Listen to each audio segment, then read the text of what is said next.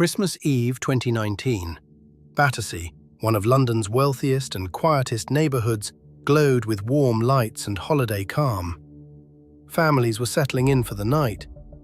But at one house, a house worth nearly £2 million, Christmas would end in horror. Because someone had come to London with one mission: to kill. And he wasn't just a gunman, he was a professionally trained hitman, wearing a realistic latex mask, riding a woman's bicycle, and blending into the neighbourhood, disguised as a council cleaner. This is the story of Flamur Beqiri, brother of a reality TV star, devoted husband and father, and a man quietly entangled in a violent international gang war. A war that followed him across Europe and caught up with him on his own doorstep. Flamur Beqiri, his wife Deborah, and their 2-year-old son were walking home from a festive Christmas gathering. Their baby daughter was asleep inside the house with relatives. The street was calm, silent. Nothing felt strange, but a man was watching them, hidden, waiting. As Flamur reached his front steps, 10 gunshots ripped through the air. Deborah screamed, the kind of scream that neighbours later said they'll never forget, as Flamur collapsed onto the doorstep, bleeding heavily. A nearby nurse rushed over and desperately tried to save him. Police and medics arrived within minutes, but the father of 2 died before he could be taken to hospital. It was a targeted execution, carried out with chilling precision. And the question was immediate: why would someone kill a family man on Christmas Eve in one of the safest areas of London? To the public, Flamur was known mainly as the brother of Missé Beqiri, star of the Real Housewives of Cheshire. His glamorous wedding in Italy had appeared in magazines. He lived well. He ran a music label. He was charming, social, and seemed to have made it. Flamur's own wedding in Italy had appeared in those same glossy pages.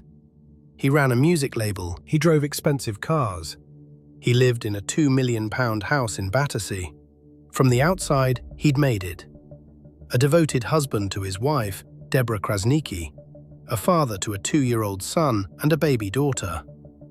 But beneath that veneer of respectability, Flamur Beqiri led a double life, one steeped in the shadows of organised crime. In truth, he was a significant player in an international drug trafficking network.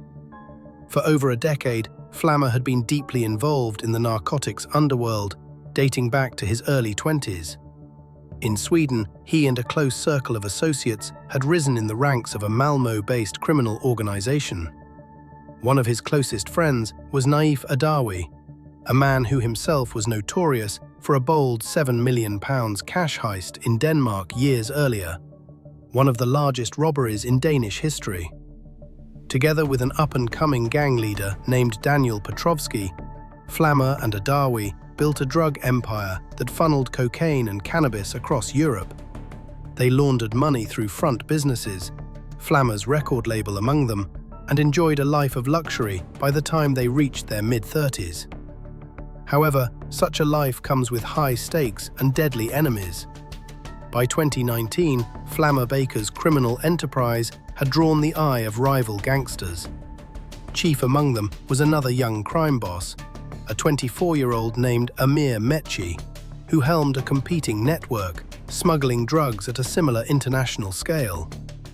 A bitter feud erupted between the two syndicates, marked by vendettas and violence.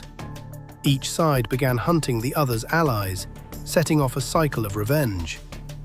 That year, back in Sweden, the conflict turned bloody and shockingly personal. In August 2019, in the city of Malmö, Flamur's friend Naif Adawi stepped out of his apartment building with his partner, Dr. Caroline Hakim, and their newborn baby girl. Suddenly, gunmen opened fire in a drive-by attack. Bullets whizzed as Adawi instinctively ran for cover, even dropping his infant daughter in the panic. Adawi survived the attempted hit, but the gunman's bullet struck his partner. Caroline Hakim, just 31 years old and a new mother, was killed in cold blood on the sidewalk, while her baby lay on the ground nearby. The assassination, carried out in broad daylight, sent shockwaves through Sweden. It was quickly linked to associates of Flamur Beqiri. Investigators believed it was a message, a retaliation aimed to hit Adawi and his friends where it hurt the most. The brutal murder of an innocent woman escalated the underworld war to a new extreme. Tit-for-tat executions, reprisals, the kind of violence that spreads across borders when criminal networks have international reach. Swedish investigators believed the same rivals responsible for those killings had now set their sights on Flamur. He may have moved to London for a quieter life, but his past moved with him. If meticulous UK crime reporting matters to you, a subscribe helps us cover cases like this with the care they deserve. This was no random shooter. This was a team flown in from Sweden, operating with military-level coordination. Leading the group was Anis Fuad Hemisi, a 24-year-old former professional kickboxer. Fit, disciplined, and with no criminal record. Perfect for a job like this. His accomplice, Eston Pinto Munizaga, arrived weeks early. He rented a flat at Oyster Wharf, just minutes from Flamur's home. He scouted the neighborhood, mapped escape routes, and bought a simple lady's bicycle with a basket. A harmless detail that became a key piece of the assassination. When Hemisi arrived days later, he began surveillance, but not as himself. He wore a hyper-realistic latex mask, a wool hat, sunglasses, a high-visibility vest, workman's trousers, gloves, and carried a litter picker and bin bag. To everyone else, he was just a cleaner doing his job. In reality, he was tracking Flamur's routine, watching, waiting, planning exactly where to stand and how to escape. On Christmas Eve, the hitman took position near Flamur's home. When Flamur and Deborah appeared walking the short distance back to their home on Battersea Church Road, pushing a stroller and carrying their child, the masked gunman stepped out from the shadows. 10 shots, 8 hit their target. Flamur fell instantly. Hemisi fled on foot, then jumped on the hidden bicycle and vanished into the night. Hours later, while families across Britain opened gifts or slept, he boarded a flight out of London. It was supposed to be the perfect hit, but he left behind one thing he didn't expect: cameras.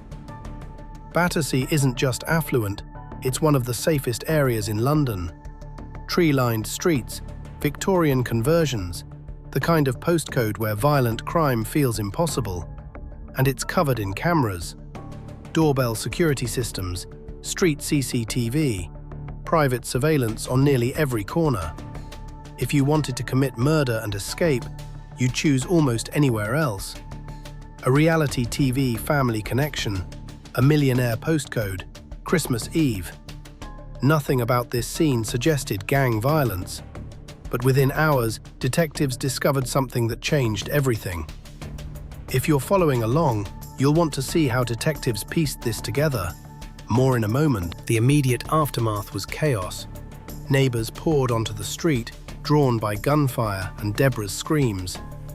A nurse who lived nearby dropped to her knees beside Flamur, performing CPR, trying desperately to keep him alive. Police arrived within minutes. Paramedics worked frantically, but it was already too late. Inside the house, Flamur's baby daughter slept, unaware her father had just been murdered steps away. Relatives who'd been watching her were now witnesses to a crime scene. By morning, the story had spread across national news. A reality TV connection, a Christmas Eve killing, a millionaire postcode turned murder scene. The Metropolitan Police launched a murder investigation immediately, and the early witness accounts painted a strange picture. A man on a bicycle, wearing high-visibility clothing. He'd fired the shots, then disappeared into the night.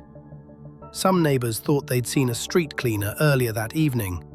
Others remembered a cyclist, but no one had thought anything of it, because he'd looked normal. Within 24 hours, detectives had witnesses, a general description, and a victim with international criminal links. What they didn't have yet was the full picture of how planned this really was, so they turned to the cameras. Battersea's streets are blanketed in CCTV, doorbell cameras, private security systems. If the killer had been in the area, he'd been recorded, and what investigators found wasn't just a fleeing gunman. It was a surveillance operation that had been running for weeks. The CCTV footage was extraordinary. Hours of it, from multiple cameras, showing the same figure appearing again and again near Flamur's home. A man in a high-visibility vest, carrying a litter picker and a bin bag, wearing a wool hat, sunglasses and gloves. To anyone passing by, he looked like a council worker cleaning the streets. But he wasn't collecting rubbish. He was watching Flamur's house. The footage showed him on different days, different times, studying the street, mapping routines, working out exactly where to position himself. And then investigators noticed something else. The face didn't look quite right, because it wasn't his face. It was a hyper-realistic latex mask, the kind used in film and theatre, molded to look like human skin. Beneath the disguise, the man was completely unrecognizable. The hitman had hidden in plain sight, dressed as a street cleaner. But every reconnaissance trip, every bicycle ride, was caught on camera. Detectives traced his movements backwards. The bicycle, a woman's bike with a basket, had been purchased weeks earlier. It was stored at a rental flat in Oyster Wharf, less than 10 minutes from Flamur's home. That flat had been rented by a man named Eston Pinto Munizaga, and travel records showed he'd arrived in London weeks before the murder, specifically to prepare. But he wasn't the shooter. The gunman was someone else, Anis Fuad Hemisi, a 24-year-old Swedish national, former professional kickboxer, fit, disciplined, and with no criminal record. Perfect for a job like this.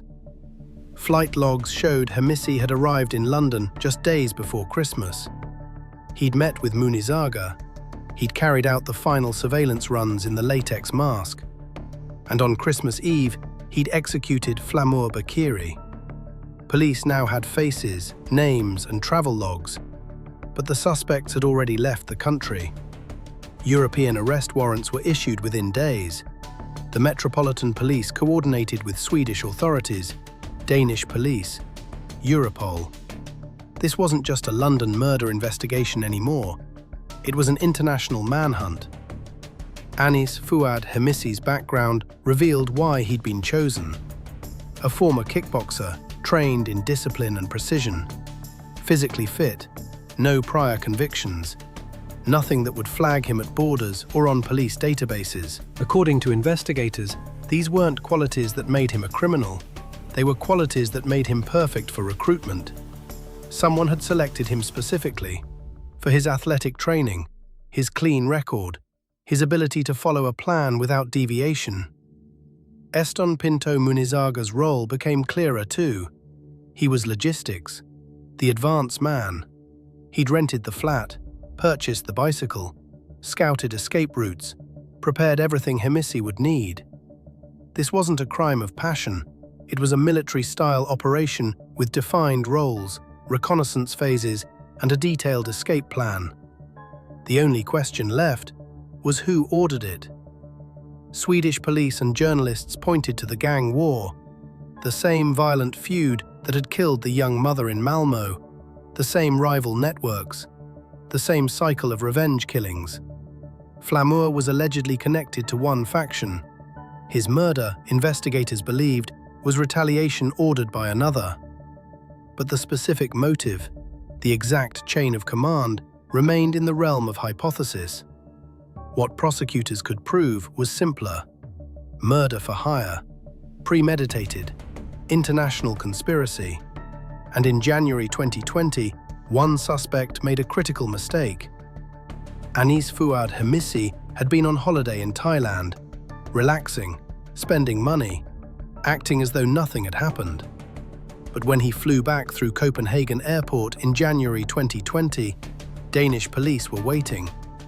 He was arrested on the spot and extradited to the United Kingdom to face trial. The evidence against him was overwhelming. In court, jurors watched the CCTV footage, seeing the masked figure conducting surveillance, riding the woman's bicycle, positioning himself near Flamur's home. They heard testimony from neighbors, including the nurse who desperately tried to save Flamur's life on the doorstep. They reviewed flight records, rental agreements, mobile phone data, all connecting Missé and Munizaga to the planning and execution. The prosecution's case was clear. This was premeditated murder, an international conspiracy, a professional hit carried out with chilling precision. The evidence was overwhelming. Surveillance footage, travel records, the rental flat, the disguise, the bicycle. The defense had no answer. The jury returned guilty verdicts. Anis Fuad Missé was convicted of murder and sentenced to life imprisonment with a minimum term of 35 years. Estone Pinto Munizaga was found guilty of manslaughter, receiving a substantial sentence for his role in the planning. 2 other men were imprisoned for destroying evidence after the killing. 2 suspects were acquitted, and 1 alleged organizer, the person believed to have ordered the hit, remains wanted by international authorities, still at large. Justice was served, but for Flamur's family, the verdicts couldn't undo what happened that Christmas Eve. Deborah Krasnicki lost her husband in the most violent way imaginable. On Christmas Eve, in front of their young son, steps from their own front door. Their children, a toddler and a baby, will grow up without their father. They'll have photographs, stories told by relatives. Perhaps they'll see the news coverage one day, but they won't have him. The Battersea community, accustomed to safety and quiet streets, was shaken. Residents spoke of feeling vulnerable for the first time, of looking at strangers differently, of wondering if the violence could return. Because this wasn't gang-on-gang violence in an area known for crime. This was a professional assassination in one of London's wealthiest postcodes, carried out with the kind of planning usually seen in espionage thrillers. A millionaire postcode couldn't protect against a determined killer. Neither could Christmas Eve. The illusion of safety was shattered. The case raised wider questions too, about international organised crime reaching into UK suburbs, about freedom of movement being exploited by criminal networks, about hitmen operating in London with surveillance-conscious tactics. Flamur's family released statements through their legal representatives, expressing grief, asking for privacy, trying to shield the children from the media storm. His sister, Missé, withdrew from public life temporarily. The house on Battersea Church Road, the scene of the murder, still stands. But the family is gone, and there's one detail that still haunts investigators and neighbours alike. The detail that haunts them is this: how many times did the killer walk past families, children playing, people going about their normal lives while planning a murder? How many people saw him, nodded hello to a street cleaner, and never realized they were looking at a hitman in a mask? The trial answered many questions. Who pulled the trigger? Anis Fuad Missé. How he was caught? CCTV footage and international police cooperation. What sentence he received? Life, with a minimum of 35 years. But other questions remain open.